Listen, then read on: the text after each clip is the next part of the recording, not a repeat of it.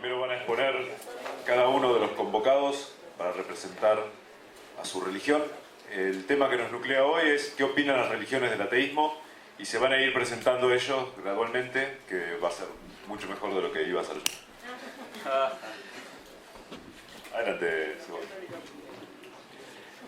Un poco Fernando habló conmigo al comenzar esta experiencia y un poco armé también yo el equipo, porque ya nos conocemos, hemos trabajado juntos muchas veces y hemos tenido contactos interreligiosos muy frecuentes y muy cálidos, muy amistosos, como también será este seguramente.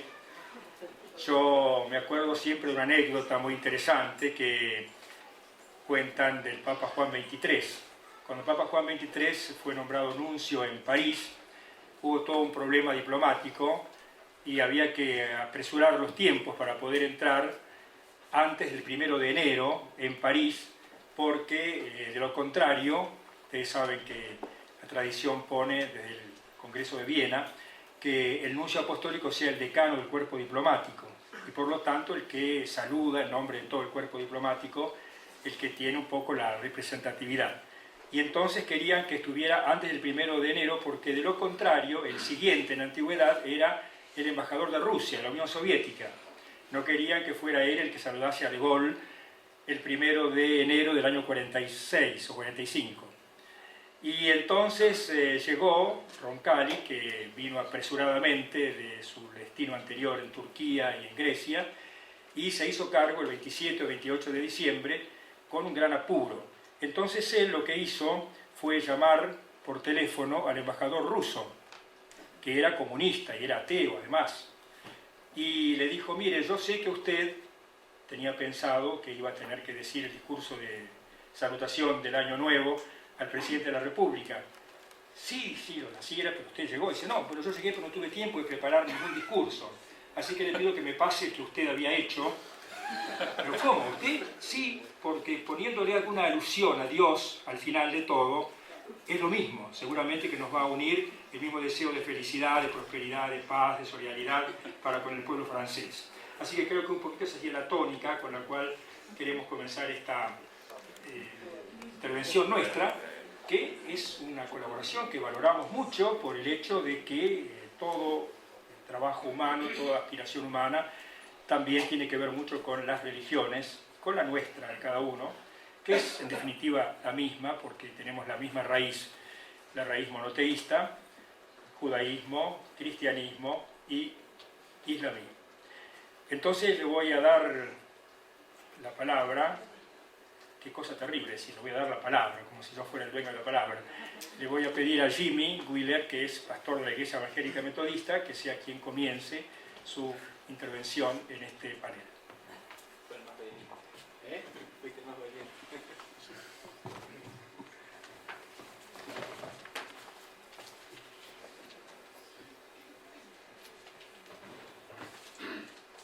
Bueno, ya nos conocemos bastante, me mandaron de primera. Primero que nada, agradecerles a todos por habernos invitado y por querer escuchar una voz que probablemente sea distinta de lo que muchos de los que estén acá piensen. Creo que el diálogo entre creyentes y no creyentes o ateos es fructífero y ha sido fructífero ya a lo largo de la historia, y que se debe incentivar mucho más. No represento, estando acá, a la mayoría de los evangélicos, tal vez muchos ni quisieran venir siquiera por acá, así que voy a hablar a título personal, tal vez de una tradición, de una iglesia donde ha habido diálogo con posturas no creyentes, y bueno, lo voy a decir después en la charla, ¿no es cierto? Así que ese es un poquito el marco desde el cual voy a hablar.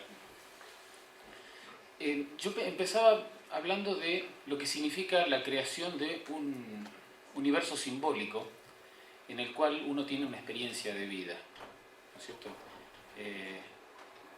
Un sistema de una cosmovisión, una forma de ver el mundo, que puede ser religiosa o no puede ser religiosa, pero de algún modo yo aprendí con mi profesor de fenomenología de la religión, que era sacerdote, todo universo simbólico es excluyente de otro. es cierto? De algún modo establece qué cosas se miran, qué cosas no, qué cosas se recortan de la realidad. Ofrece una visión particular. El problema es cuando esa visión particular empieza a querer ser totalizadora e incorporar a todos los demás, como en forma obligatoria y taxativa. De todas maneras, tenemos que ser conscientes que formamos parte de distintos universos simbólicos que dan sentido a nuestra existencia y que además se recrean constantemente, ¿no es cierto?, a lo largo de la historia y en diálogo unos con otros. Por lo menos el fenómeno religioso debe ser entendido como un discurso de una experiencia. Yo creo que ahí ya nos situamos en cierto espacio juntos. Lo que estoy tratando de llegar es cuáles son los puntos que nos permiten un diálogo rico entre creyentes y ateos. Cuando miro un poco la historia de la tradición bíblica y judeo-cristiana, me doy cuenta que no hay una única tradición, sino que hay una pluralidad de tradiciones y de experiencias. Aún hasta lo más originario, que es reconocer a Dios con nombres diferentes, que en la Biblia tienen 2 nombres diferentes. De manera que lo que uno podría decir, tratando de sintetizar, porque nos pidieron que abreviáramos, es que lo que hay en la Biblia es una pluralidad de tradiciones que se reconcilian en algún punto. ¿No es cierto? La tradición de Yahvé, de Elohim, y es la visión en ese caso, la visión de esclavos que encuentran en la fe un espacio de resistencia a su esclavitud. Y que en ese espacio vital se reconocen unos a otros y no tienen problemas en decir que estamos pensando en lo mismo. Lo mismo pasa en el Nuevo Testamento, lo voy a saltar. Y lo mismo pasa al interior de cada movimiento religioso. Hay cosmovisiones que se entienden fácilmente. Digamos, los evangélicos conservadores de Estados Unidos se entendieron perfectamente con los sectores conservadores del Vaticano, nunca discutieron. Los teólogos de la liberación de América Latina se entendieron perfectamente con el pensamiento marxista y se pudieron nutrir perfectamente unos con otros. Creo que esto ha creado familias donde los acercamientos han podido ser múltiples. Entonces, digamos, creo que en el mundo moderno tenemos que valorar todo lo que sea la diversidad y la pluralidad. Y cómo esta pluralidad se puede enriquecer mutuamente. Para hablar hoy de fe, tenemos que pasar por la crítica del ateísmo a la fe. La crítica del ateísmo contemporáneo. Y entonces nos va a ayudar a nosotros a poder vernos desde distintos puntos de vista. La experiencia de fe, para el que cree, sigue estando. Como para el que no cree, sigue estando válida su otra visión. El punto es desde dónde nos podemos encontrar para que el diálogo sea fructífero. Y yo creo que el punto es que el ateísmo contemporáneo ha puesto a la vida como centro de la reflexión y del quehacer humano. Y ahí yo me puedo encontrar, ¿no es cierto? En ese punto de encuentro, yo me puedo encontrar perfectamente. Aún con palabras de Jesús, cuando dice, cuando lo hicieron con estos mis hermanos más pequeños, también lo hicieron conmigo. Entonces, muchas veces se da que uno puede tener una experiencia mucho más profunda de vida y de compartir con alguien que tiene en el centro la vida misma que con alguien que profesa la misma religión. Bueno, porque responde a distintos intereses que no tienen nada que ver con los fundamentos de redimir la vida, ¿no es cierto? Desde el punto de vista religioso. O cuando me encuentro con otras cartas de Juan, por ejemplo, que dice, si se aman, ahí está Dios. Bueno, alguien puede decir, yo no quiero poner a Dios ahí, pero el tema de poner la vida y el amor y la justicia en el centro de la relación humana, a mí eso me parece fructífero y creativo. Y creo que de algún modo también, dentro del interior, hacia el interior del ateísmo debe pasar lo mismo. uno debería preguntarse qué fe para qué vida y qué ateísmo para qué vida. ¿No es cierto? La autocrítica debe ser mutua en el sentido de qué es lo que estamos poniendo en el centro de la vida. Uno puede pensar, por ejemplo, en la visión científica del mundo y dice, bueno, bárbaro, pero ¿qué ciencia para qué vida? ¿No es cierto? ¿Al servicio de quién está ese pensamiento científico? Bueno, yo quería decir esto, que esta es un poco mi visión, que tiene que ser de encuentro, tiene que ser de diálogo y tiene que ser también, por supuesto, de mucho respeto. Y participé en la parte final, no pude estar antes porque me levanté de estar enfermo para venir acá, pero yo también abogo por un país laico, ¿no es cierto? En nuestra iglesia estuvo muy comprometida con el momento de que se impulsó la ley 1420 de enseñanza laica, obligatoria y universal. Creemos que no deberíamos tener escuelas, porque eso es función del Estado. Creemos que ningún espacio público debería ser llenado con la visión particular de algún grupo. Yo cuando entro a un colegio también me molesto de ver un crucifijo. Pero no me molesto porque a mí personalmente me choque, sino porque pienso, este no es un espacio para eso. Este es el espacio, además soy profesor de colegios estatales, ¿no es cierto? Este es un espacio sagrado donde nos tenemos que encontrar todos los habitantes de esta nación. Entonces eso debe ser el respeto máximo, y nadie debería sentirse en una escuela violentado por la fe de otro, sea por exclusión o no, ¿no es cierto? Así que bueno, un poco esa es mi visión respecto del desafío que se presenta para una visión que creo que ha tenido el mérito de, en el tiempo contemporáneo, poner otra vez la reflexión del hombre y de la vida del ser humano, mejor dicho, en el centro de la reflexión y del quehacer humano. Nada más.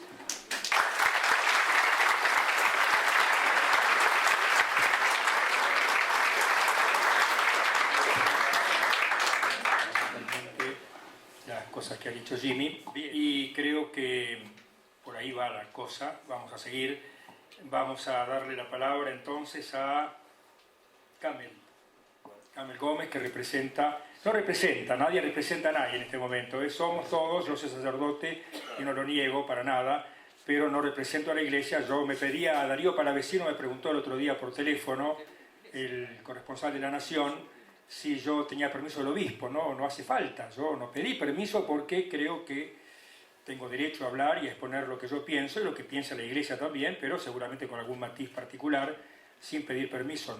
Nunca me ha tocado eso. Alguna vez puede ser que sí, que me ha tocado pedir permiso para ciertas cosas, otras las he hecho sin permiso.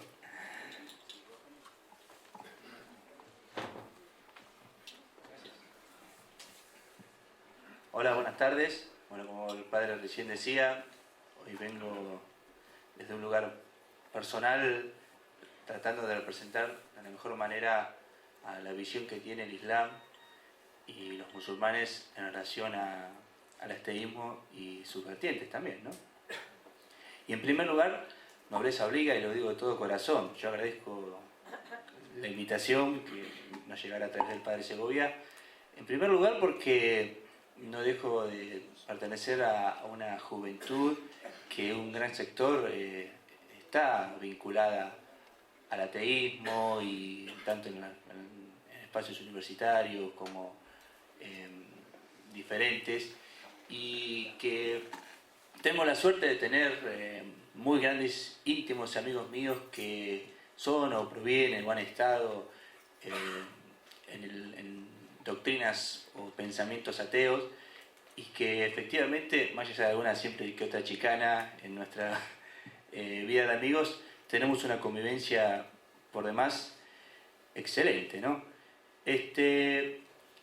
Cuando a nosotros nos llegó la invitación, en realidad lo que queríamos era por lo menos dejar en claro que el ateísmo, en nuestra concepción, en nuestra cosmovisión, no debe ser, muchas veces es confundido, por ejemplo, con la falta de un Dios personal, hay muchas tradiciones, según mi opinión, y la opinión de otros obviamente, muchas tradiciones no teístas, que son religiones, que en su verdad relativa, como ellos mismos lo dicen, no tienen esta relación de un Dios Señor, Creador, pero que sí expresan en esta verdad absoluta que ellos tienen una realidad o una expresión que está mucho más vinculada a la expresión que puede haber de una divinidad dentro de las tradiciones espirituales que quizás el materialismo, etc., ¿no? También hay que diferenciar en el debate aquellos que son efectivamente ateos y aquellos que en realidad aprovechan el ateísmo para rechazar toda expresión religiosa, ¿no? Por eso a nosotros nos gusta mucho esta idea de tolerancia. A veces, en especial, no voy a andar con vueltas, en nuestro país, generalmente muchas veces el ateísmo está muy vinculado con ciertos sectores que no toleran un aspecto del cristianismo, a veces con razón, a veces sin razón, pero para nosotros también es importante, ¿no? En el debate dejar en claro una cosa es una pertenencia a una creencia, a un dogma también, porque no deja de ser un dogma, a una proposición incluso metafísica también, porque sin duda que tendrá sus argumentos racionales como también los tienen nuestras creencias y nuestro dogma, y tendrá también su apoyo científico como también lo tienen nuestras tradiciones cuando queremos insistir en que Dios es real, pero siempre dejar en claro que una cosa es, incluso ocurre que muchos son creyentes, pero cuando llega el momento de hablar de la religión, alguna en particular, o las religiones en particular, bueno, ahí nos vamos a encontrar con otra realidad, ¿no? Y en especial cuando se habla de religiones, en realidad yo veo muchas veces que se habla de una religión, y que de esa religión se lleva a hablar de las religiones, lo cual también es importante mantener en claro que a veces la experiencia, positiva o no, o la realidad, o el conocimiento que uno puede tener de una religión o no, no implica necesariamente que se reproduzcan en otras tradiciones espirituales. También hay una manera a veces de presentar el ateísmo como, bueno, yo no necesito de Dios, ¿no? Y está bien, hay incluso muchos creyentes que en su vida cotidiana y en su día a día no necesitan Dios, ¿no? Un científico que hablaba de Dios como Einstein, por ejemplo, que él, más allá que no era el Dios de las tradiciones espirituales, el Dios de la ciencia, era un hombre que en su vida cotidiana no tenía necesidad de Dios. Pero que ese también es otro debate, ¿no? Es como no necesito de Dios, por lo tanto no creo, me parece que es un razonamiento incorrecto. Nos ponemos de acuerdo, no es la idea de debatir, creo que ustedes tienen claro qué piensan y nosotros también, pero sí ponerle un poco a veces de orden a las expresiones de ateísmo, porque muchas veces están mezcladas, ¿no? Yo recién había llegado un ratito antes y escuchaba la exposición del señor Linadi, ¿no?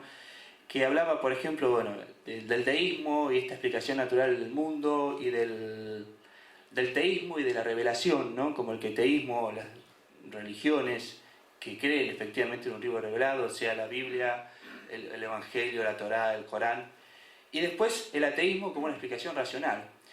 Y nosotros los creyentes, por lo menos los que seguimos la tradición islámica, nunca vamos a permitir que la palabra racional le pertenezca solamente al ateísmo, ¿no? Nuestro profeta Muhammad decía, digo en árabe, zinatul mar'i al-aql, ciertamente que el adorno del hombre es su intelecto. E incluso, si uno solamente observa la lógica en su desarrollo, hoy, bueno, la lógica matemática, pero en sus inicios y en todo, fue un desarrollo que estaba siempre muy ligada a las religiones o a las filosofías, más allá de si fueran creyentes o no.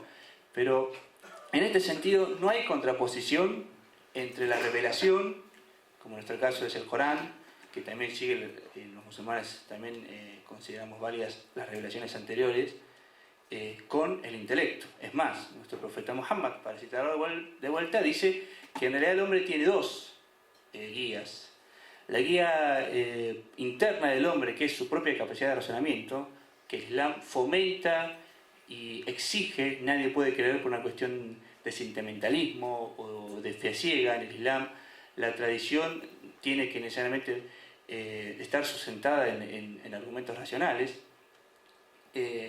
Y por eso para nosotros el tema de, en realidad, por lo menos no aceptar la exposición que se hizo antes sobre el tema de deísmo, teísmo y ateísmo, ¿no?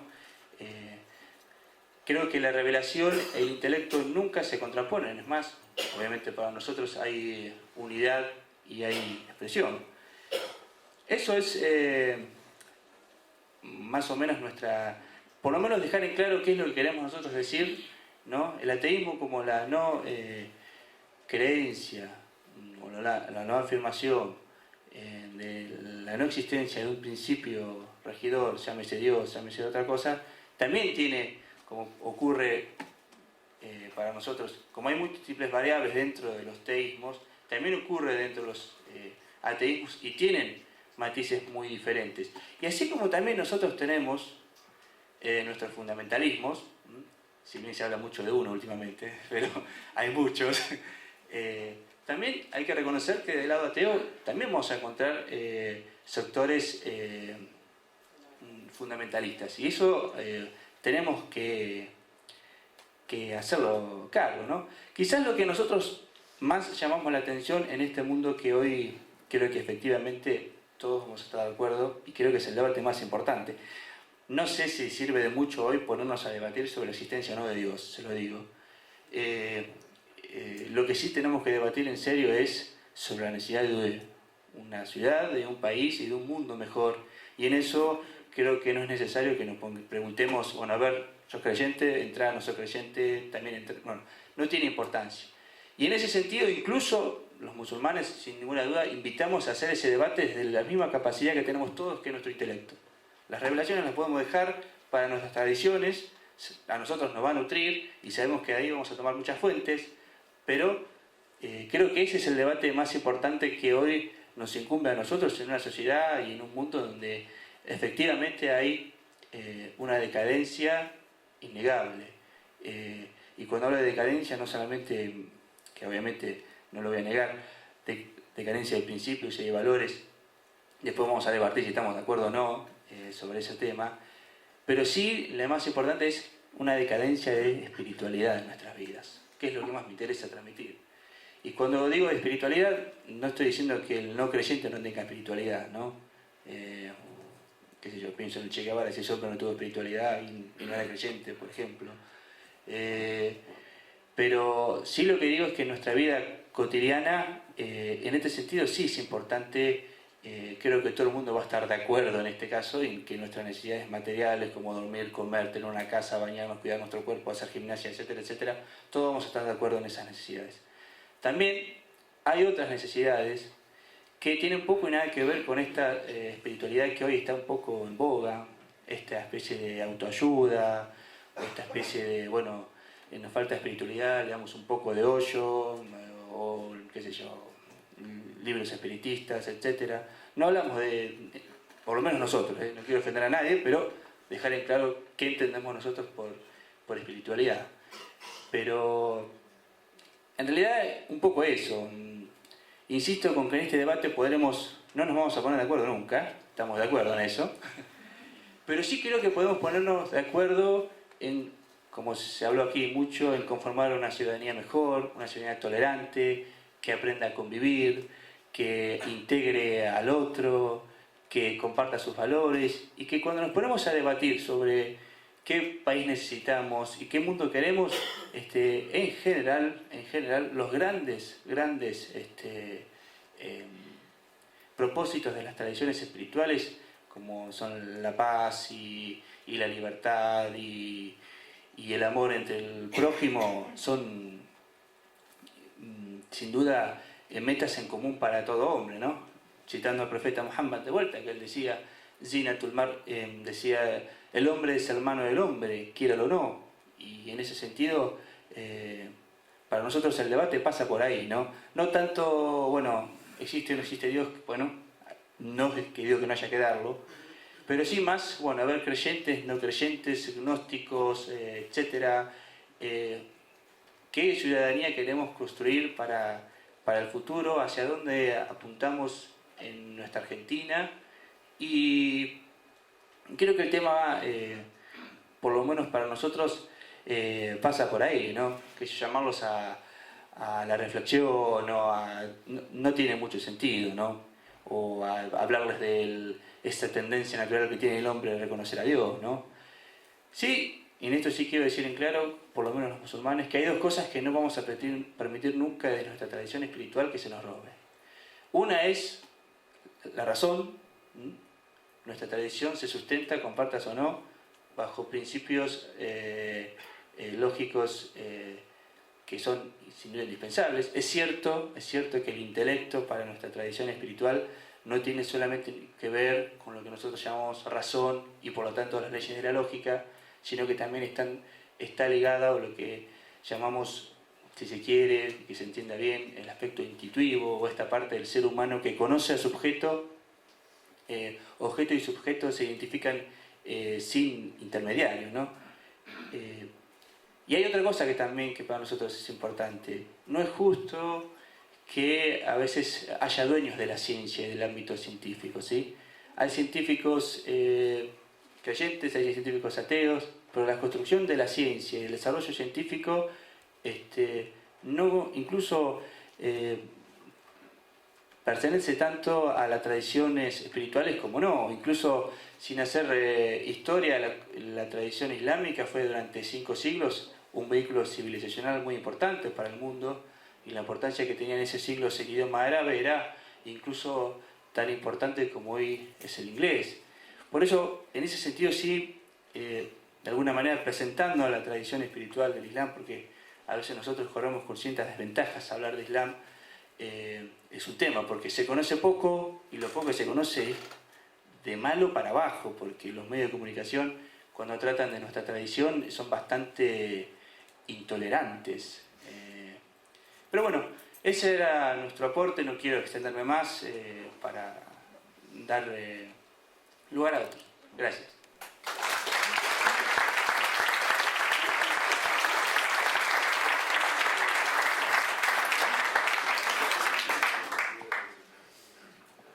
Bien, le voy a pedir a Juan Carlos Ortolani que nos diga su ponencia, partiendo desde el ángulo de la búsqueda racional, intelectual, de un tema como puede ser, creo que es su especialidad, Guénon, que es un gran pensador y un gran pastor, diría también, porque ha tratado de incorporar lo occidental unido con lo oriental a través de una trayectoria muy rica, muy positiva, que también recuerda a otros pastores y sacerdotes, maestros de vida espiritual, como podían ser Lanza del Basto, como podía ser también Charles de Foucault o Albert Schweitzer.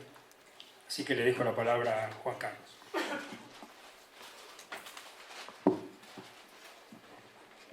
Muchas gracias, padre. Buenas tardes a todos. Gracias por estar. Pese al sol, lo lindo que está afuera, estamos acá. Eso quiere decir que el tema es atrayente. Bien, a mí me han convocado para hablar un poco de la tradición. La tradición, ¿qué se entiende por tradición? Es aquello que se transmite. Y puede haber una tradición, que de hecho la hay, son todos los representantes aquí presentes, representantes de distintas tradiciones religiosas. Pero hay una tradición que es común a todos, y por eso Guénon la llama tradición primordial. Esa tradición, que vendría a ser una especie de origen común a cualquier religión, se transmite también. En primera instancia se transmitió en forma oral, cuando no había escritura. Luego se solidificó y se escribió, para llegar a los tiempos más o menos modernos. ¿Qué ocurre? Estas doctrinas son simplemente cuestiones de orden metafísico. ¿Y qué entendemos por metafísica? Es difícil de poder dar una definición de metafísica, porque la metafísica, en definitiva, no se la puede definir con palabras, porque una definición implica, lisa y llanamente, una limitación, y una limitación ya estamos dejando algo fuera. Se podría decir que la metafísica es el conocimiento de orden universal. Y no es una cuestión de decir universal con respecto al universo manifestado, sino que justamente la metafísica trasciende todos los planos, llega a los planos no manifiestos. lo menos los que los seres humanos comunes y corrientes no podemos llegar a percibir con los medios, con los sentidos propios de este plano. Entonces, la metafísica que se transmite a través de todas las tradiciones nos lleva a tener una visión un poco global de todas las distintas exposiciones que presentan aquí los distintos representantes. ¿Qué quiere decir? Que nosotros nos ponemos desde un punto de vista en el cual el tiempo y el espacio ya es irrelevante, donde todas las circunstancias de orden terreno también son irrelevantes. Es un viaje hacia el interior de uno mismo, es un conocimiento interior. ¿Cómo se capta esta cuestión? Justamente estudiando, en primera instancia teniendo un sólido conocimiento teórico. René Guénon al respecto dice que es indispensable el conocimiento teórico para poder emprender un camino de realización espiritual. Este conocimiento teórico se puede dar obviamente a través de la lectura de textos tradicionales. Y para remitirnos a textos tradicionales tenemos a cualquiera de los de tradición. El Corán, la Biblia, el Bhagavad Gita, el Mandukya Upanishad, todos los textos hindúes, el taoísmo. Cualquiera de ellos, en su esencia, está transmitiendo lo mismo. El tema está en que uno comienza a estudiar estas cuestiones y comienza a despertar en su interior una captación. Comienza a comprender, no desde el punto de vista racional, sí usando la razón. Se usa la razón, es indispensable, pero el punto de vista metafísico es suprarracional, trasciende la razón. Y no hay un conocimiento de orden discursivo, no hay un conocimiento en el cual hay un objeto y el otro, un objeto y un sujeto para ser analizado. Como bien decía acá el representante del Islam, el objeto y el sujeto desaparecen, se funde uno con el objeto estudiado. Cuando se llega a esa instancia, uno comienza a tener una comprensión a través de la captación interior, que es distinto a una captación de orden racional, porque el conocimiento nace de adentro de uno mismo. El viaje más largo que un hombre puede hacer es el viaje que lleva a su interior. Entonces, esta cuestión de poder captar las cuestiones trascendentes, Guénon la denomina intuición intelectual. Y voy a hacer referencia a estas dos palabritas, porque intuición no es la intuición que normalmente comprendemos nosotros. Una intuición de orden sensible, de decir, yo intuyo tal cosa, que va a ocurrir tal hecho, todo referente a este plano. No. La intuición en este caso es una captación de realidades trascendentes, que lo capta uno desde adentro, se siente. ¿Y por qué intelectual? Justamente porque es del interior de uno. Sale del interior de uno, se capta la idea. No es imaginación, es captación. ¿Y captación de qué? De los principios metafísicos, los principios trascendentes que hacen a la igualdad de todos los seres y de todo el plano manifiesto. Básicamente a mí me trajeron para poder exponer el punto de vista de la tradición con respecto al ateo y con respecto al mundo del ateo, ¿verdad? Cuando uno transita el camino de la tradición, el ateísmo prácticamente queda de lado. Si bien hay algunas doctrinas hindúes que mantienen el ateísmo, algunas corrientes budistas también, la mayoría de ellas llegamos a la captación, a la comprensión de la divinidad inmanente en todo. Entonces es muy difícil encontrar dentro de una corriente tradicional una persona que prescinda de la divinidad. Se hace carne, se siente, se vive, se vibra dentro de uno. Obviamente que para un ateo que no conoce este tipo de cosas o no las ha estudiado, es difícil de poder explicar. Incluso es difícil de poder explicar estas cuestiones metafísicas en el plano manifiesto, porque difícil encontrar palabras para poder definir las cuestiones que son trascendentes, que escapan al tiempo, espacio, forma. Estamos hablando de cuestiones hasta informales, que no tienen forma. Entonces, yo comparo a veces esta situación en la cual a un ciego de nacimiento se le pretenden explicar los colores. Es difícil. Un ciego de nacimiento no puede aprender nunca la diferencia entre un rojo, un amarillo, un azul. No lo puede captar, o sea, no lo puede vivenciar porque no tiene el órgano. Lo mismo pasa con un sordo con respecto a la música. Lo mismo pasaría, lamentablemente, con una persona que no tiene las facultades mentales acordes, que sea un Down. A veces no puede entender las cuestiones matemáticas. Con esto lo que quiero simbolizar es que muchas veces hay que transitar un camino de estudio. Silencio, por favor. Hay que transitar un camino de estudio y de práctica interior, común a cualquier religión, para poder ver, comenzar a sentir interiormente. Y con esto no quiero ser, no quiero ser peyorativo con nadie. Simplemente expongo una situación gráfica en la cual uno, día a día, a cada momento, se siente en comunión con la divinidad. Reitero, no quiero ofender a nadie. Simplemente el ejemplo que puse es para que aquellas personas que no tienen esa captación interior, no tienen esa intuición interior, intelectual desarrollada, que la pueden desarrollar estudiando. Estamos todos en un plano de igualdad. Bien, nada más que eso. Gracias.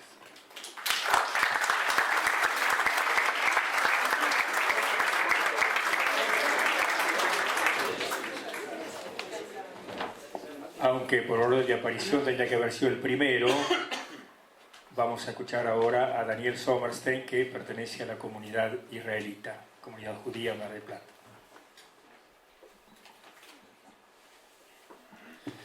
Bueno, Shalom, muchas gracias por la invitación, Padre, gracias por permitirme hoy exponer. Recuerdo una vez que después de una exposición así, se me acercó una persona y me dijo, Dani, después de lo que dijiste no pude dormir en toda la noche. Le digo, ¿por qué tanto te impactó?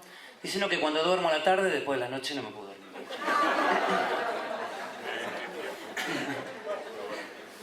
Así que voy a tratar de ser cortito.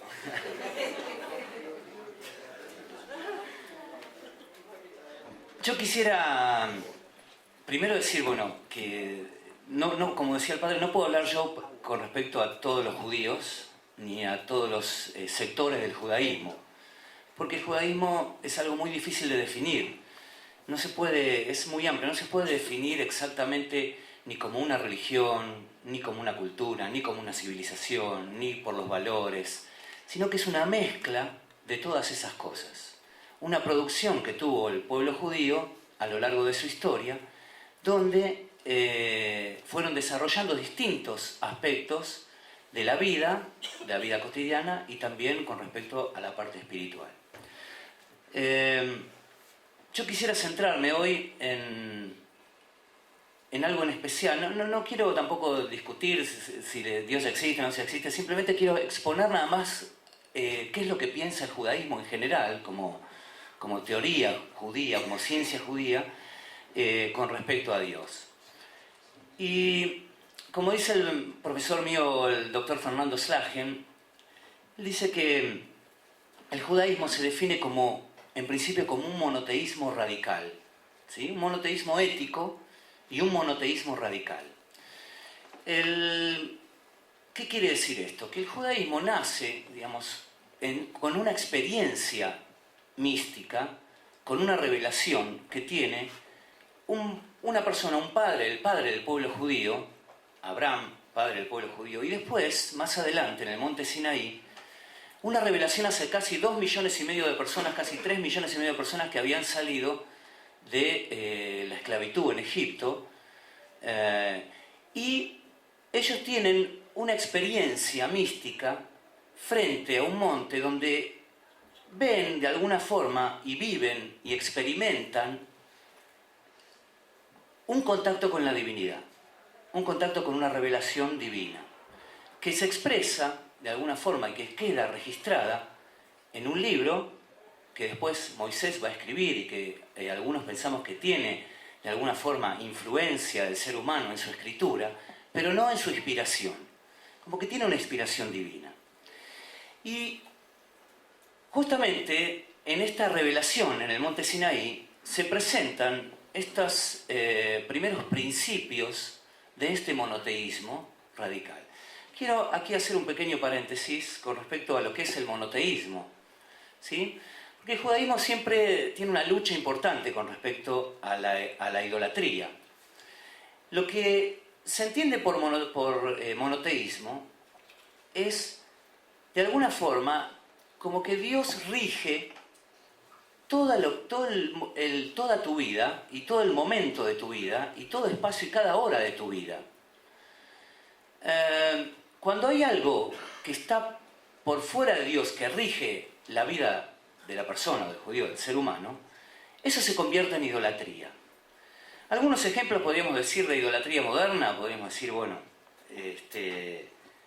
por ejemplo, no sé, los nacionalismos o el fascismo, por ejemplo, que pone un partido político o una idea por sobre Dios.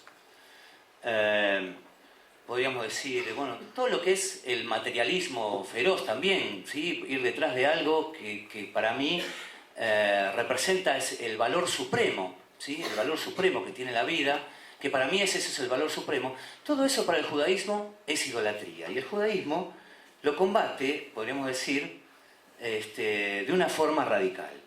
De hecho, cuando leemos la primera revelación divina que fue en el monte Sinaí con respecto a los 10 mandamientos, nosotros vemos que los primeros 3 mandamientos hablan justamente de que Dios dice: yo soy Dios que te saqué de Egipto, de la tierra de la esclavitud, no tendrás otros dioses aparte de mí. Por supuesto está bien claro así. Después dice, bueno, no te vas a hacer ninguna escultura, ni imagen, ni nada que tenga que ver con otra idea que no sea la idea de Dios para que rija tu vida. Y después dice, bueno, no vas a pronunciar el nombre de Dios en vano, de alguna forma, para no banalizar el nombre de Dios. Acá, por ejemplo, el 4.º mandamiento que dice respeta el sábado, respeta el Shabbat, donde dice que de alguna forma nos está diciendo, bueno, que tampoco el trabajo ni el fruto de tus manos tiene que ser lo que rija tu vida, sino que entre todo esto que vos tenés, hay un día que no tenés que trabajar, ¿sí? De alguna forma poniendo lo que sería el dios del trabajo, por ejemplo, derrumbando ese dios del trabajo. Honra a tu padre y a tu madre. Por supuesto, nosotros pensamos, el judaísmo piensa que el hombre nace naturalmente, tiene un padre y una madre, no viene de algo, de una cosa o que sale de algo, ¿no? O que baja de un árbol, sino que el hombre tiene un padre y una madre, tiene una secuencia natural, ¿sí? Después, bueno, por supuesto, no asesinarás, no robarás, etcétera, etcétera, no codiciarás, no dirás falsos testimonios. Para el judaísmo hay algo muy importante que hace a que otra cosa domine a la persona, y entre ellos están los impulsos, ¿sí? El impulso de asesinar, como decimos, no matarás, en realidad es no asesinarás, en hebreo, como que el ser humano pueda dominar sus impulsos y no dejarse llevar por ellos, que eso formaría parte de lo que es la idolatría. Con esto quiero decir lo siguiente. Nosotros, cuando pensamos en Dios, en la existencia de Dios, buscamos dentro de nuestra tradición y de aquella que nos legaron nuestros padres, aquello que nos dejó, y no poniendo de alguna forma como que la sabiduría antigua no sirve, como que esa sabiduría no tiene valor, sino que nosotros le damos valor justamente a esa sabiduría de nuestros padres que pudieron vivir, que me transmitieron de generación en generación, y que esa experiencia quedó marcada a fuego en el corazón y en la sangre de todo el pueblo judío. Cuando decimos que el judaísmo se rige dentro de lo que es la Torá, nuestro libro sagrado, nosotros encontramos 613 preceptos o mandamientos que incluyen todos los valores hacia el ser humano, que incluyen tradiciones, que incluyen historia, y que nosotros podemos discutir, entre el propio seno del pueblo judío se puede discutir si el origen de cada una de las partes de la Escritura es divina o pertenece o alguno metió la mano ahí y escribió algunas cosas, inclusive dentro de lo que es la propia crítica bíblica se habla de 4 fuentes que han escrito la Biblia. Pero lo que no se discute es, digamos, que uno puede, accediendo a este libro, encontrar la existencia de Dios. Encontrar con la experiencia de nuestros patriarcas, de las generaciones anteriores, ese tipo de existencia. Y voy a dar un ejemplo concreto. Esta semana la Torá nosotros la leemos, la dividimos en porciones, 54 porciones, nosotros la llamamos parashá, en hebreo, que quiere decir porción. Esta semana leímos acerca de nuestro patriarca Jacob, que él tiene una discusión con su hermano, con un problema familiar importante, y él corre riesgo de su vida porque su hermano Esav lo persigue y jura, como él le sacó la primogenitura y le sacó la bendición de su padre, y él se tiene que escapar de su hermano porque lo está persiguiendo. Llega a un lugar solo, desesperado, solamente con un bastón, con un cayado, como dice él, que debió cruzar el río Jordán con un cayado, realmente con él mismo, nada más. Él era un hombre rico, un muchacho rico, podríamos decir, de una familia rica, que no le faltaba nada. Sin embargo, en ese momento él se encuentra solo, se encuentra desesperado, se encuentra en un momento angustiante, que no sabe, incertidumbre de cuál va a ser su vida. Y él se acuesta a dormir y tiene una revelación en un sueño. En ese sueño él ve una escalera con ángeles que suben y que bajan. Y bueno, él se despierta de este sueño y él dice así: en este lugar, qué lugar tan sagrado esta revelación que tuve, qué lugar tan sagrado que comunica de alguna forma lo que es el cielo con la tierra, lo que es a Dios con el mundo. Y en este lugar estaba Dios y yo no me había dado cuenta. Es interesante porque él de alguna forma nos explica en esta parte racional, porque el judaísmo es muy racional también, nos dice que en el lugar donde él estaba también estaba Dios, pero él no podía verlo, no lo pudo percibir. Y cuando él realmente está solo y busca desde la profundidad de su ser, busca a Dios, es donde él puede encontrarlo. Cuando él se despoja de todo eso, de toda esa idolatría, de todo aquello que lo persigue, de todo aquello materialismo, de lo que es el dinero, de lo que son las ideas, de lo que son todo lo que es racional, puede purificarse de todo eso, es donde puede encontrar realmente a Dios. Y para terminar quiero decir así: al rabino de Kotz le preguntaron, ¿dónde está Dios? ¿Dónde está Dios? Y él contestó: Dios está donde lo dejan entrar. Muchas gracias.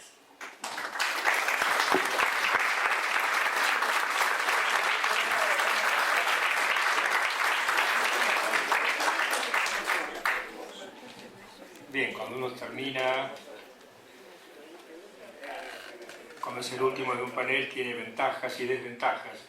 Yo creo que lo que se ha dicho, muchas de las cosas las compartimos. Yo simplemente quiero ahora decir 2 o 3 cositas, porque tenemos la ventaja de que el Concilio Vaticano II, que como sabemos es la palabra de la Iglesia Católica en los últimos años, de una tarea por otra parte incumplida, una tarea que está pendiente, como nos vamos a dar cuenta enseguida, habla de este tema porque no quiere ignorar nada de lo que ocurre, ninguno de los problemas, de las alegrías, de las angustias, de las esperanzas que hay en el mundo. Y dedica un capítulo bastante largo y muy crítico, no del ateísmo, sino crítico del cristianismo, del catolicismo sobre todo, que si yo lo leyera sin decir de dónde viene, seguramente me pasaría como aquellos que ahora usan tanto la costumbre de hablar, por ejemplo, vamos a leer un texto y después vamos a saber de quién es el texto. Leen el texto y parece que fuera un texto del diario de hoy o de ayer, o de un autor de hoy o de ayer. Sin embargo, es un texto de hace 500 o 1000 años, sobre todo cuando se trata de las costumbres, de la corrupción, etc.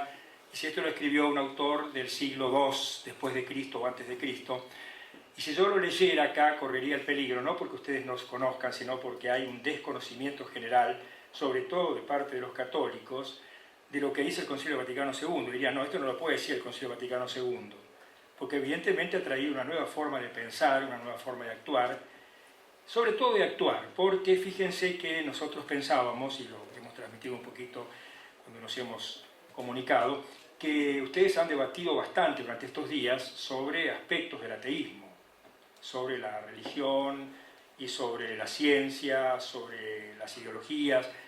Nosotros ahora tendríamos que hablar solamente de algo que es menos conflictivo, o tal vez más conflictivo si queremos, que es la actitud nuestra de las religiones frente al tema del ateísmo. De manera que nos resulta bastante más llevadero esto.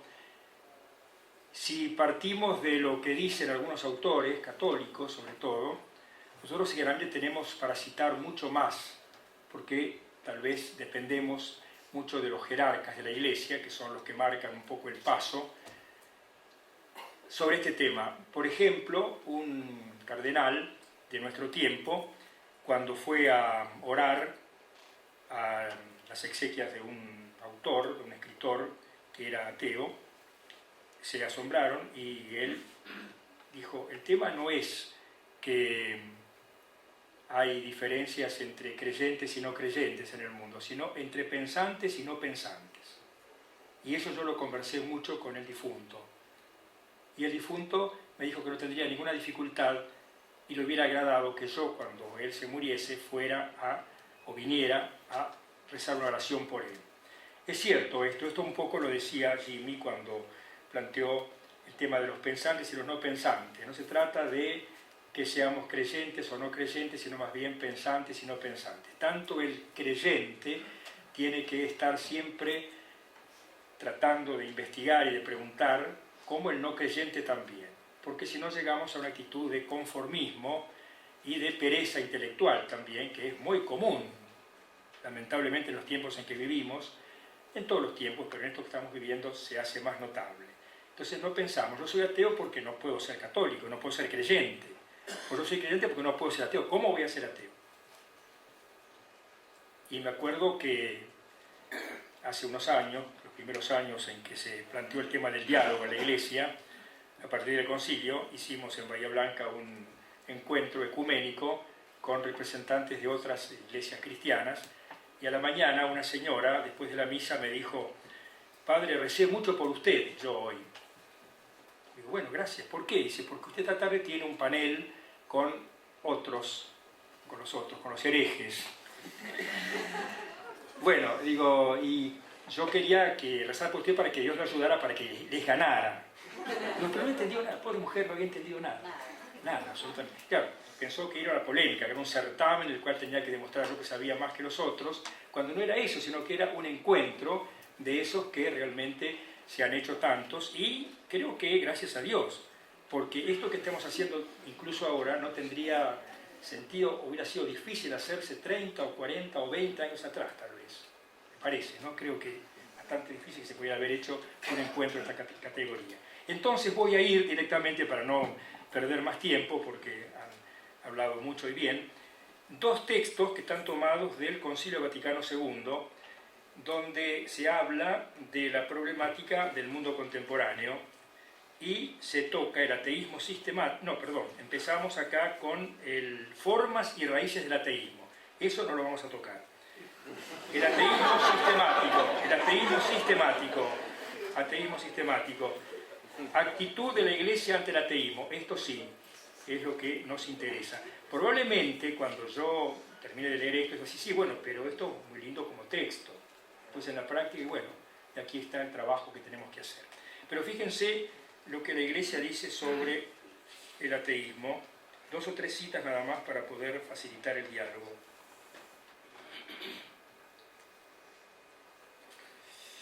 Eh, 215, creo que es, ¿no?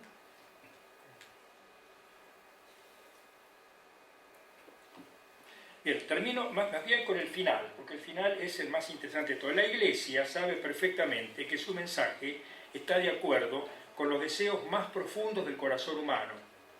cuando reivindica la dignidad de la vocación del hombre, devolviendo la esperanza a quienes desesperan ya de sus destinos más altos. Su mensaje, lejos de empequeñecer al hombre, difunde luz, vida y libertad para el progreso humano.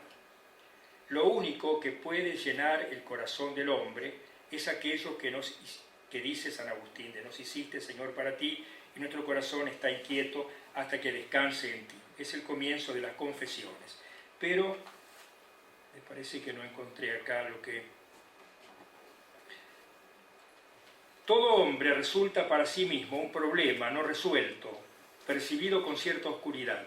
Nadie en ciertos momentos, sobre todo en los acontecimientos más importantes de la vida, puede huir de esos interrogantes. A este problema, según la concepción de la Iglesia, solo Dios da respuesta plena y totalmente cierta. Dios que llama al hombre a pensamientos más altos y a una búsqueda más humilde de la verdad. El remedio hay que buscarlo en la exposición adecuada de la doctrina y en la integridad de vida de la Iglesia y de sus miembros. A la Iglesia toca hacer presente y como visible a Dios Padre y a su Hijo encarnado con la continua renovación y purificación propias de sus estructuras. Esto se logra principalmente con el testimonio de una fe viva y adulta, educada para poder percibir con lucidez las dificultades y poder vencerlas. Numerosos mártires dieron testimonio de la fe, etc. Pero yo lamentablemente no encuentro lo que quería leer. No sé. No sé si fue un día de mucho movimiento, de mucho trabajo. Pero sí, indudablemente que el texto del concilio, que habría que leerlo todo, y no hay tiempo para esto, es un texto muy crítico sobre las razones del ateísmo, sobre todo cuando hace hincapié en la mala presentación de la religión o una mala catequesis o una mala predicación, en la cual aparece un Dios que es rival del hombre, un Dios que no permite la realización del hombre, un Dios que cercena, un Dios que limita, un Dios que no es el Dios de la vida, sino que es el Dios de las negaciones, esto no se puede, aquello tampoco se puede.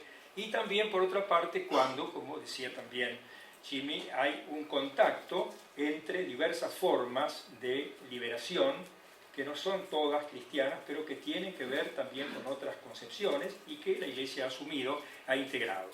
Un poco esto, lamentablemente, disculpen, pero no he podido encontrar el texto, lo tenía que haber marcado, y porque no me gusta marcar los libros, no lo marqué. Entonces nos quedamos sin él, pero creo que tenemos lugar para que podamos debatir y podamos conversar entre todos.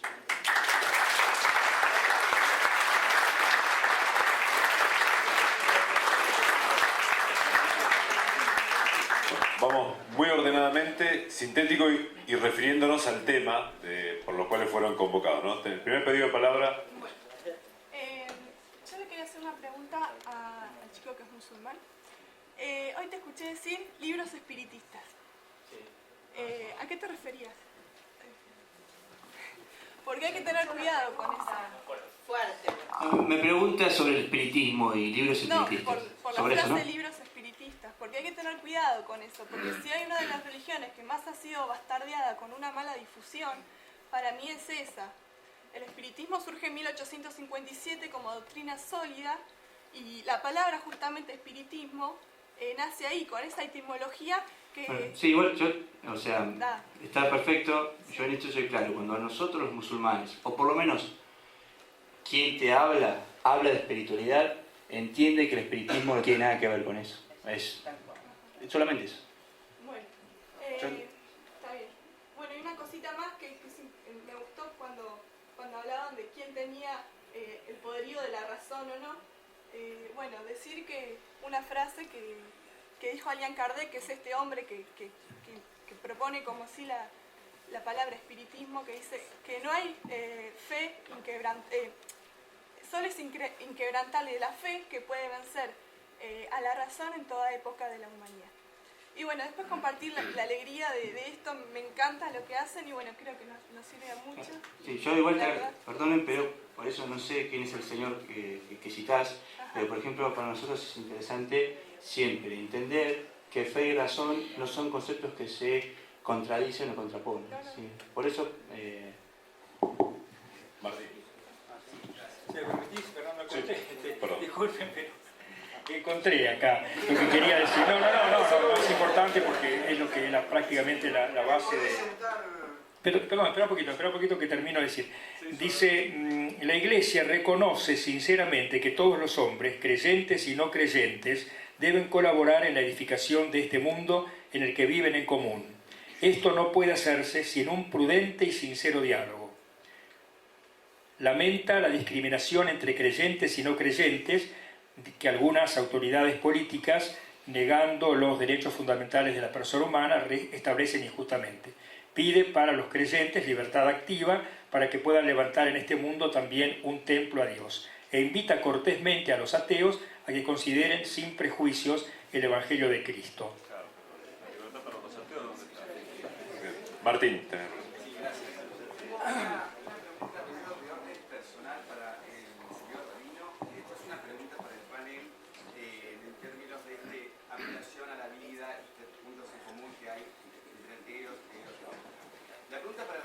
El comentario es que hace un tiempo un amigo antropólogo muy querido por Buenos Aires, pasamos siempre por Once, y nos empezamos a asustar mucho cuando veíamos chicas de 14, 13 años judías que andaban con pelucas, con muchos nenes, realmente cansadas con hombres mayores, y que, digamos, empezamos a preguntarles qué pasaba con eso, y bueno, y la verdad que desde un lugar casi como robótico, decirlo, ellos hablaban de que hay que reproducirse, el pueblo tiene que reproducirse, y yo me quedé azorado porque eran chicas, imagínate, 14, 13 años, aparte con pelucas, rarísima, la escena muy rara, la verdad.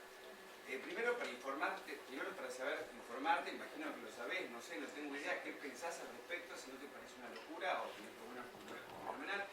Y después para el panel, yo quiero saber qué piensan, digamos, esta idea de la Biblia y todo esto. Cuando hay temas, por ejemplo, cuando un hombre ama a un hombre, una mujer ama a una mujer, cuando hay decisiones con el tema del aborto, etc. No para hacerlo muy largo, ¿no? Pero como apelan tanto a la razón, al camino interior, estas cuestiones, en ningún momento hubo una iluminación al respecto de que quizás esas prácticas pueden ser no condenables y pueden ser participables en un aspecto más querido, con más amor y todo eso.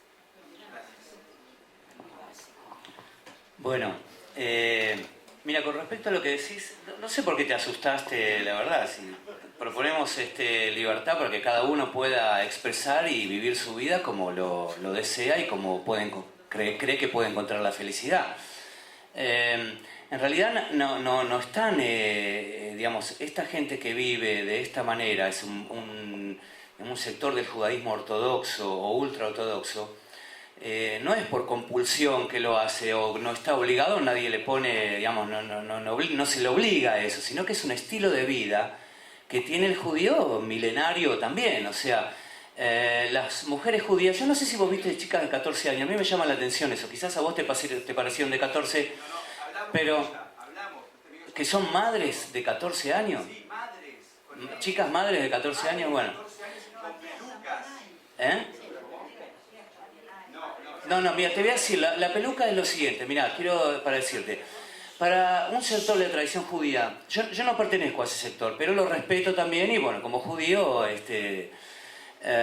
no lo defiendo, ellos se defienden solos también y entre nosotros también tenemos bastantes diferencias dentro del seno del judaísmo también. Para el judaísmo, digamos, primero, la mujer tiene una parte, digamos, todavía faltaría darle un poco más de derechos a la mujer, ¿sí? Dentro del judaísmo. O sea que faltaría un poco más de desarrollo en ese aspecto porque se está viviendo como en una sociedad de hace muchos años atrás donde en el mundo en general la mujer no tenía tantos derechos, ¿sí?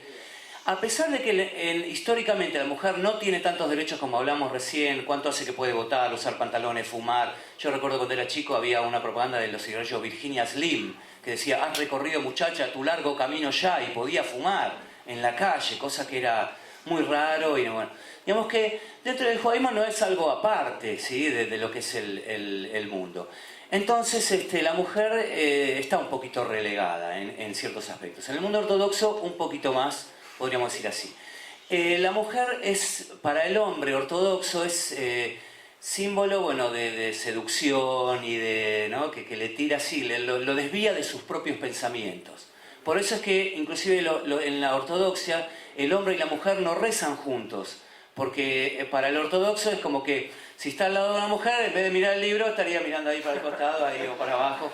Entonces lo desconcentra en su rezo, entonces separa a la mujer del hombre. El pelo de la mujer es algo que también es un símbolo de seducción. Por eso es que antiguamente, en la época del Talmud, la mujer se rapaba, ¿no? Y se ponía lo que llama un tipo de peluca, o no, cosas así. Pero bueno, a los hombres no, ponía un pañuelo, pero a los hombres no les gustaba la mujer pelada, digamos, porque, claro, el marido se quejaba un poco de eso. Bueno, entonces se usaban cierto tipo de atuendos hasta que, bueno, a partir de la Edad Media creo que se permitió el uso de pelucas, ¿sí? Por eso, y eso se continuó dentro de lo que es la tradición judía, que la mujer ortodoxa usa peluca en vez de mostrar el pelo. También usan unas pelucas Possi, por decir una marca hermosas y todo, que, bueno, viste que quizás más lindas que el pelo que tienen ellas, pero es la tradición que quedó dentro de lo que es ese círculo ortodoxo. Yo no pertenezco a ese círculo, lo respeto y bueno, pienso que cada uno tiene la oportunidad de encontrar la felicidad en el camino que le marca y bueno, que sigue su tradición y que ellos van eligiendo de alguna forma eso. No creo que sea para asustarse o creo que sea peligroso para otros, simplemente si intentamos convivir en la diversidad, bueno, también respetamos esa parte ortodoxa que le gusta vivir así, que vive en su mundo, que vive en su gueto y que se desarrolla y que quiere criar a sus hijos y cree que la felicidad es encontrando ese camino. Mi mujer no usa peluca, y está en la playa ahora, sí, está en bikini o no sé, o no usa malla entera o bikini. Es muy judía también, la verdad, como nos sentimos nosotros.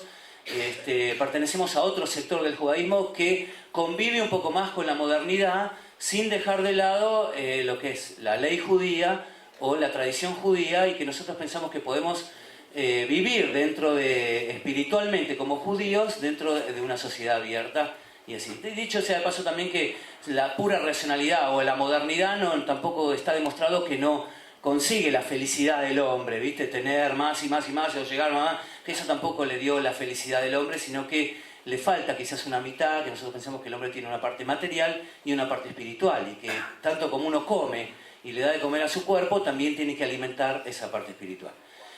Digo nada más con respecto a la segunda parte de la pregunta, yo estuve en Guatemala en un congreso judío y se presentó gente de una comunidad gay judía, ¿no? Donde es verdad, como decís, están aún todavía no hay un tema bíblico y un tema puesto ahí como en el libro de Éxodo, donde se dice que no se acostará hombre como con mujer, ¿no? Porque eso es aberración hacia Dios. Y bueno, entonces hay un poco, digamos, dentro de las propias escrituras hay algo difícil de sortear. Pero ellos planteaban que, bueno, vos sabés que para ser judío hay dos formas. Uno ser hijo de madre judía o adoptar la religión judía, ¿no? Convertirse al judaísmo. Ellos decían que como hijos de madre judía eran judíos, querían desarrollar una vida judía, pero se veían discriminados y echados en general de las comunidades por su condición de gay. Yo creo que, bueno, yo pienso que eso no es alguna enfermedad, digamos, que se puede curar con una pastilla, sino que forma parte también del ser humano. Y si hay alguien gay, en mi comunidad, por ejemplo, no hay ningún problema que pueda venir y que pueda desarrollar su judaísmo dentro de las normas sociales comunes, ¿no? Por supuesto. Y algunos rabinos conservadores, que es el movimiento al cual yo pertenezco, hay un dictamen de mayoría que se permite hacer inclusive casamientos gays, que bueno, por supuesto no es acorde a lo que es el mundo ortodoxo, pero está librado a que cada rabino tenga opción a elegir si desea hacerlo o no. No sé si más o menos está...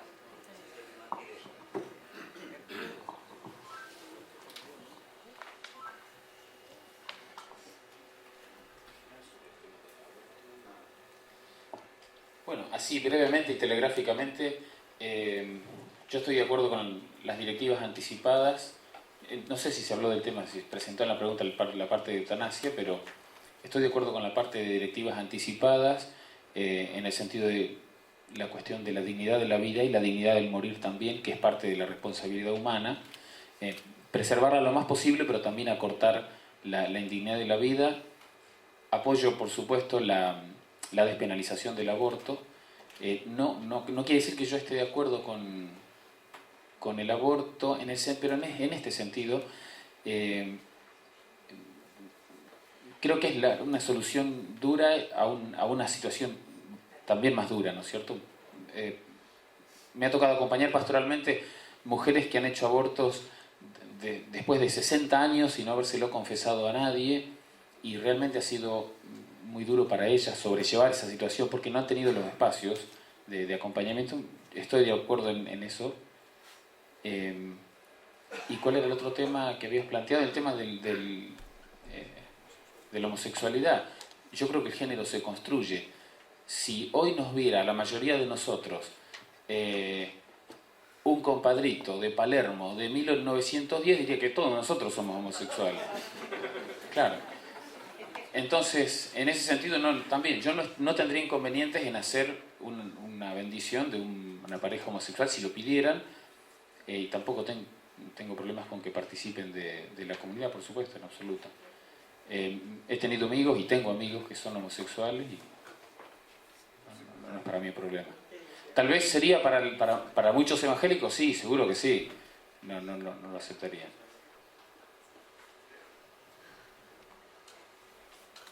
En general, la posición del Islam, no hablamos de condenar o no, pero también hay diferentes sectores que en ese sentido no tienen acercamiento y consideran que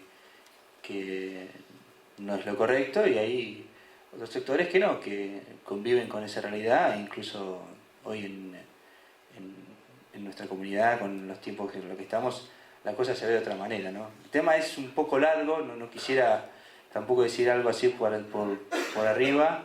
Sí que en general, por lo menos algunos musulmanes no nos sentimos muy identificados a veces cuando se trata de este tema, ni con la derecha y tampoco con la izquierda. Yo creo que es un tema un poco más complejo. Yo preferiría dejarlo así, no hablar, porque merece un análisis más exhausto, ¿no?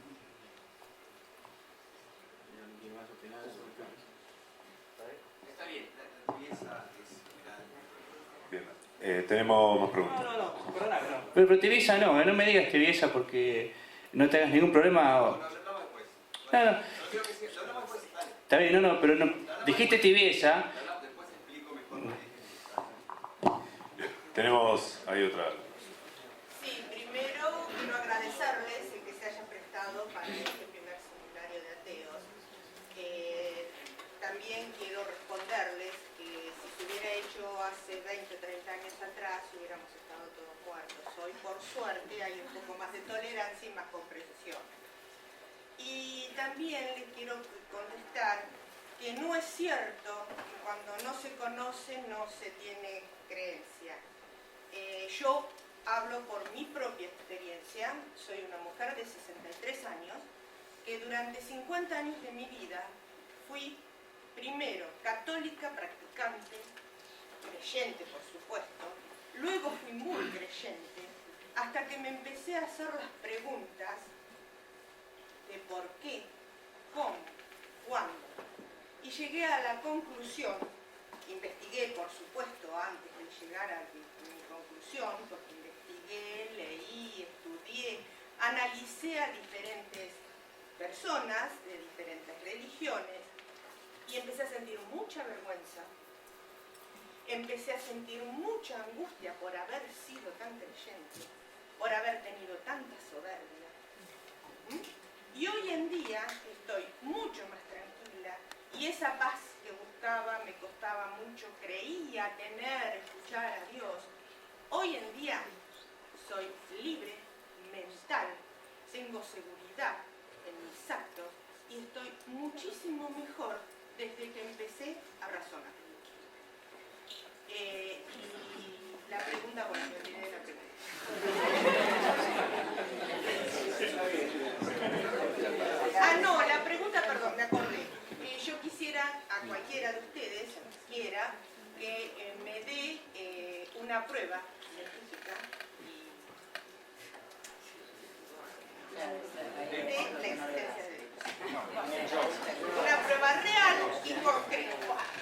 Silencio, por favor. Me acuerdo de aquella anécdota que cuentan de, ¿cómo es?, de Einstein. ¿Recuerdan? Todos la saben, porque siempre está en el manual del practicante religioso que tiene que discutir con el no creyente. Le dice a un obispo, Einstein, ¿qué haría usted, monseñor, si el día de mañana una operación matemática afirmara o descubriera que Dios no existe?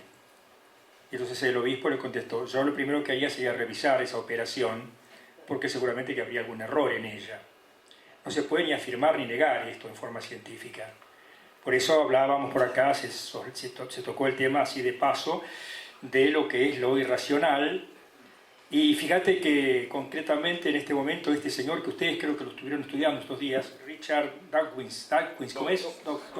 Bueno, él en su libro La ilusión de Dios, él se considera que ha fracasado después de todo lo que ha hecho, porque dice que no ha tenido, él mismo reconoce que no ha tenido la capacidad de reconocer lo que significa el consuelo de lo irracional para el creyente. Él habla del consuelo de lo irracional. Me parece que por ahí andaría un poco la cosa. No, porque yo busqué ese consuelo en lo que ustedes llaman irracional durante 50 años y no lo encontré. Y sí lo encontré, esa bien. paz, cuando empecé a razonar. Perfecto, no, pero bueno, pero ahí está justamente lo que decía. Perfecto. Por mí misma, no por un Dios al que no veo y al que le delego. Perfecto, no, pero no, acá no tiene nada que ver una cosa con otra, no, acá lo importante es que justamente estás apuntando a eso que el concilio afirma de la mala presentación de lo religioso a través de la catequesis, a través de la predicación y a través de la vida de los cristianos, porque nosotros tenemos que buscar una fe pensante. Así como puede haber un ateísmo, tiene que haber un ateísmo pensante, tiene que haber también una fe pensante. De lo contrario, es una fe, como digo, conformista o rutinaria, o que vive de lo que dice el maestro, Magister Dixit. Y nosotros tenemos que buscar lo contrario. Ahora, es toda una pedagogía que cuesta implementar, evidentemente, porque son muchos siglos que pesan de haber creído en lo que se nos ha dicho, de haber creído sin razonar, sin pensar, y entonces, también lo decía Kamel, la diferencia entre la razón y la fe, que no son cosas que van opuestas, pueden ir juntas. Son, como dice alguien, las dos alas del pensamiento son la fe y la razón. Pero claro, hay que trabajar sobre eso. Y uno entiende perfectamente que mucha gente ha perdido su filiación religiosa por una mala presentación o por fallas que ha encontrado en las comunidades o porque no han satisfecho sus inquietudes más profundas. No hay problema. Pero el problema está en nosotros, los que somos religiosos, en transformar, y los que somos creyentes o practicantes, transformar nosotros, no esperar que la transformen los demás, ni el obispo, ni el papa, ni los curas, sino que los miembros de una comunidad tienen que trabajar para mejorar y para cambiar esa posición. Los hombres y las mujeres también. Ah, no, pero sí, no, perdón, no hablo como Cristina. Cristina dice, ¿cómo es que dice cuando saluda a ella, la presidenta? Claro, no, decimos hombres en general, hombres y mujeres. Y yo también aprendí en Italia, fíjate, en Italia, justamente en las misas en Italia, dicen siempre los sacerdotes, cosa que acá no se usa mucho, queridos hermanos y hermanas. Bien, bien. Acá no se dice eso, hermanos en general, se habla de hermanos, pero bueno, son cosas que tenemos que ir. No utilicemos la palabra varias veces, hagámoslo una vez, sintética, y si no estamos de acuerdo, bueno, tenemos. Voy a ceder la palabra por el orden que fue pedido, hay muchísimo, trataré de recordar bien el orden. Alberto. Sí. Yo tengo una pregunta a los 4 representantes de las religiones y otra pregunta para Ortolani, que no sé si, no pude detectar si representa alguna religión en especial, pero no importa. Con respecto a la pregunta a los representantes de las 4 religiones, les pregunto si ustedes son realmente representantes auténticos de las religiones que dicen representar. Porque las 4 religiones se han matado entre ustedes y se siguen matando. Los árabes con los judíos se están matando, los católicos y los protestantes se han matado, los católicos han matado en las guerras de religión en el norte de Irlanda. Bueno, creo que no hace falta hacer un repaso histórico para ver que entre los 4 se han estado matando permanentemente y los 4 han estado matando a nosotros, a los que no creíamos en ninguno de los. O sea, mi pregunta es...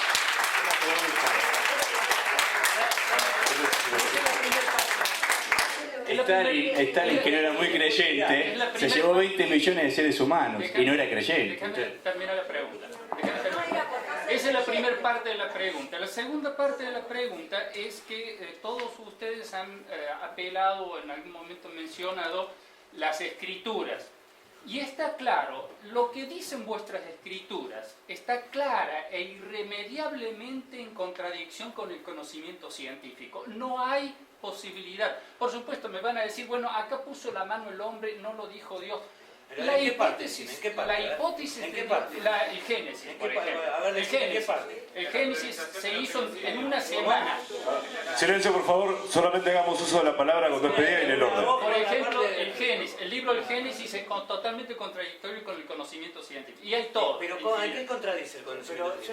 En una semana, se hizo en una semana, dice el Génesis.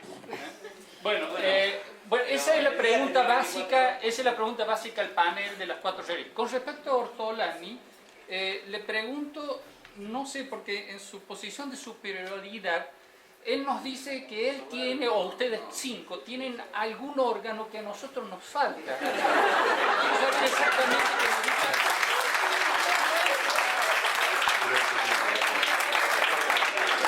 Que me diga exactamente qué es. Hagamos silencio si nos escuchamos todos. ¿Qué es lo que me falta a mí? ¿Qué nos falta a todos nosotros para que seamos inferiores a ustedes 5? No, discúlpeme, no, por favor. No, yo quise hacer referencia a que existe una tradición primordial común a todas las tradiciones, que todas más o menos brevan de los mismos conceptos, que son de orden metafísico. Y el órgano que usted hace referencia, que yo hice referencia, no es que le esté faltando ningún órgano, simplemente que hay una cierta captación de orden trascendente que surge desde el interior de cada uno.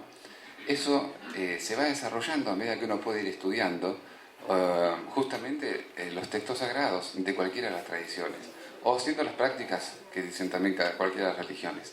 Entonces, eso se llama captación o intuición intelectual. La tenemos todos. ¿Tiene que ver con la percepción extrasensorial? No, nada que ver, justamente. No es lo mismo. ¿Sabe por qué? Le voy a explicar por qué. La cosa es así. La intuición de orden sensible no es a lo que me estoy refiriendo. Justamente, si estamos hablando de cuestiones, o menos yo traté de explicar, cuestiones de orden metafísico, no tienen nada que ver con el orden sensible, ni con el mundo manifestado. No es una intuición de orden que se pueda medir, tocar. O sea, es una intuición que surge desde adentro, desde el interior de cada uno. Y se capta la idea, se capta el concepto, no se lo imagina, porque ni siquiera tiene forma. Es difícil de explicar con palabras, pero todo eso lo tenemos todos. No es que nadie lo tenga, simplemente que hay que ir desarrollándolo nada más. Algunos podrán hacerlo, otros no. Si uno se cierra simplemente en lo que puede ver, tocar, medir, es racionalista, cientificista y materialista, difícilmente pueda llegar a captar esas cuestiones. ¿Se comprende?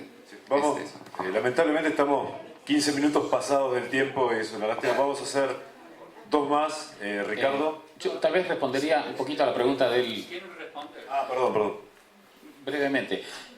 Yo te respondería en el sentido de que comparto con vos el hecho de que la escritura es una escritura humana, de que es una búsqueda de sentido, de la experiencia de gente con Dios.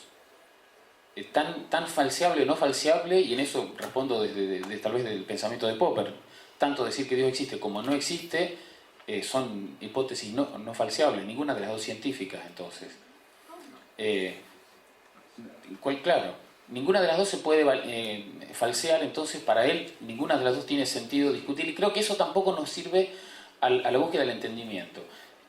Respondería diciéndote que acepto el hecho de que el Génesis es un relato mitológico que se inscribe dentro de la fenomenología de las religiones, de todas las religiones, en sus relatos de orígenes. Aceptaría el hecho de que lo que nos queda del Génesis no es un relato que, y por ejemplo, me parece una barbaridad que se enseñe como relato científico en escuelas norteamericanas. Soy profesor de física, entonces creo en las teorías científicas. Acepto que lo que nos queda del Génesis es el sentido. Y la pregunta por el sentido también la está buscando alguien que lo busca desde el no Dios. La pregunta por el sentido de la existencia humana. Y en ese sentido yo creo que acepto que alguien diga, yo quiero buscar el sentido de la existencia desde mi no fe en Dios. Me parece aceptable. O sea, en el fondo las preguntas últimas por el sentido nos van a decir dónde ponemos la escala, dónde ubicamos todo nuestro universo de pensamiento. Y ahí nos tenemos que reconocer humanos, ¿no es cierto? Y ahí creo que se puede dar un diálogo mucho más rico. Yo acepto que toda la escritura es escrita por seres humanos, no solamente donde pusieron la mano algún escritor, sino que toda la escritura es una escritura humana accesible por los métodos científicos humanos, filológicos, semiológicos, de la fenomenología de la religión. Desde todo punto de vista, participo de ese modo de ver la escritura, ¿no es cierto? En ese sentido no me siento distante en tu posición. Sí que es un relato de una experiencia.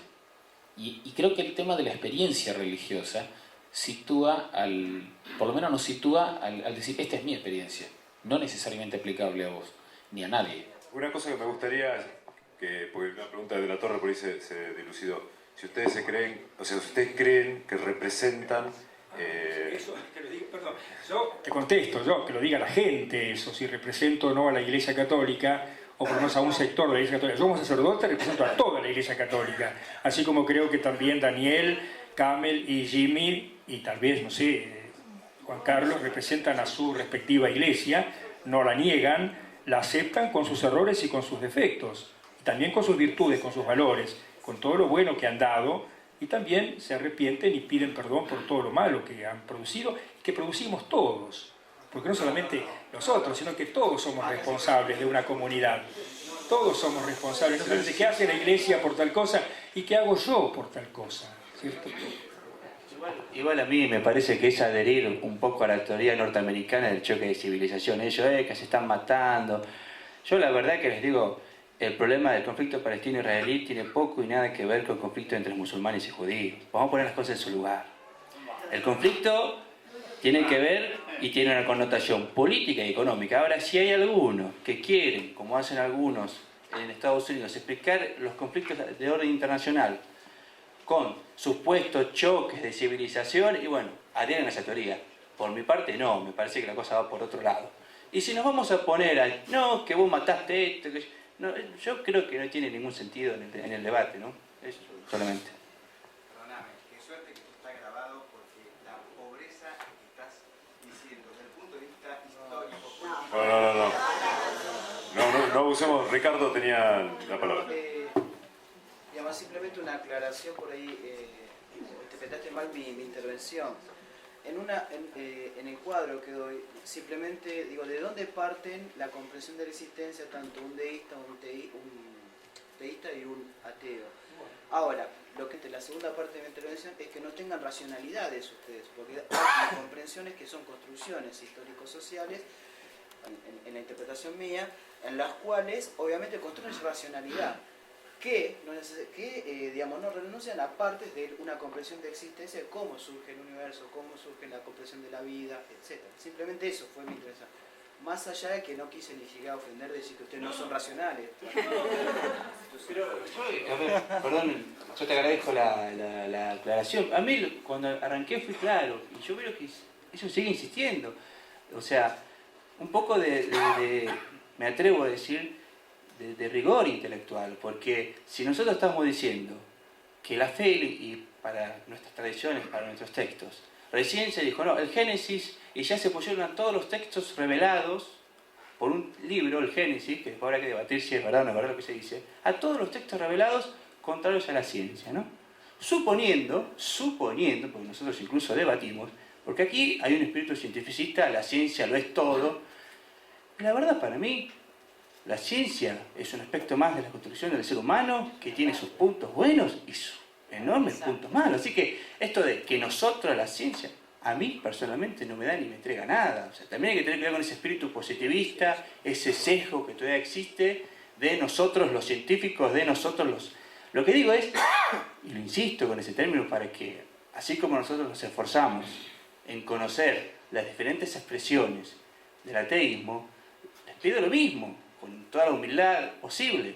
Traten de conocer todas las expresiones que se brindan dentro de fenómeno o construcción, como decían aquí, religiosa. Lo que a mí me parece que muchas veces ocurre es que no, la religión anticientífica, puro dogmatismo, no se reflexiona, no hay libertad. Y la verdad que no es así. Sí, así yo la conozco. Vengo de un ambiente muy religioso. Pero ¿qué yo era de comunión diaria a las 6 de la mañana hasta que cumplí los 22 años. Así que no me digas que no conozco la religión. La conozco muy bien de adentro. Pero de que suponiendo que fuera así, estás hablando de una tradición particular personal y creo, ya que hablamos tanto de lógica, que de lo particular a lo general es un razonamiento inválido, algo está mal, o sea, eso solamente. Sigamos, tengo más pedido de palabra, Norberto.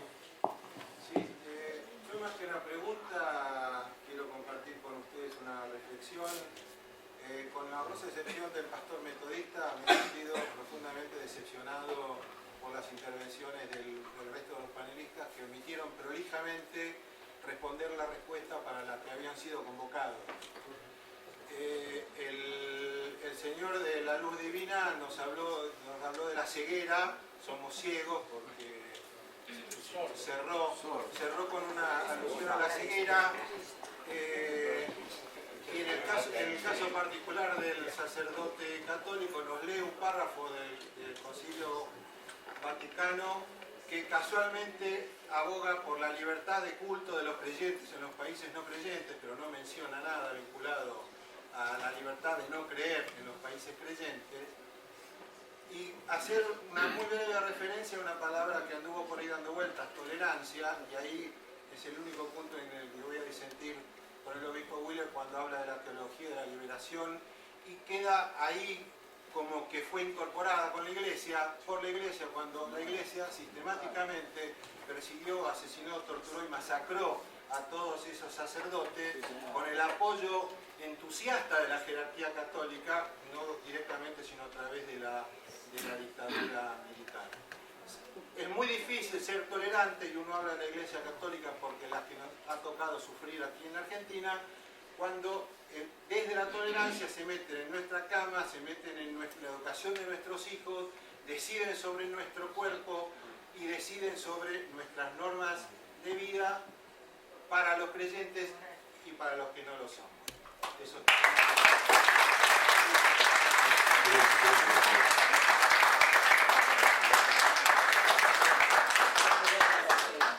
Yo creo que nosotros vinimos al panel para conversar, para dialogar y no para agraviarnos.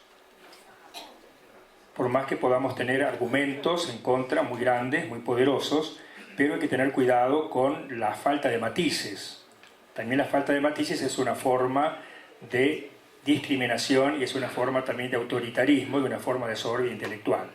Porque así como ha habido seguramente rechazos de la teología de la liberación, también ha habido obispos que han dado su vida, ha habido cristianos, catequistas de todos los cultos cristianos, o de muchos por lo menos, que han dado su vida y han sido testimonio de esto. Por eso la respuesta, me duele que hayan dicho que no respondimos a la razón por la cual fuimos convocados, porque venimos precisamente no para discutir sobre estos temas, yo lo dije al principio, y creo que estoy en la misma línea, y que es la línea que teníamos que haber mantenido, de que no vinimos a discutir. Ustedes ya discutieron abiertamente sobre todas estas cosas, estos temas, la religión y la ciencia, la religión y la cultura, la religión y las ideologías.